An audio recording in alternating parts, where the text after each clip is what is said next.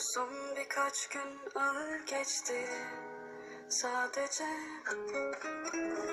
Belki tesadüf değildir bu aşk bile. Ben biraz çekingenim, ulu orta anlatamam. Yaklaştın canıma, kastetme bari. Hani nefesindim senin,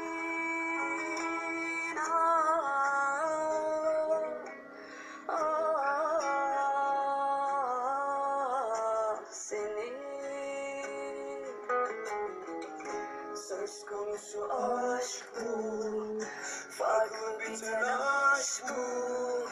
Bence bir savaş bu, seninle olduktan sonra. Söz konusu aşk bu, farklı bir telaş bu.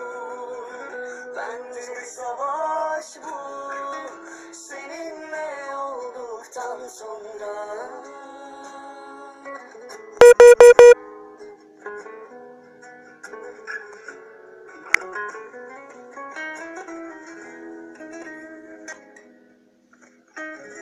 Aslında her şey senindir, bu kalp bile. Şu son birkaç gün ağır geçti sadece.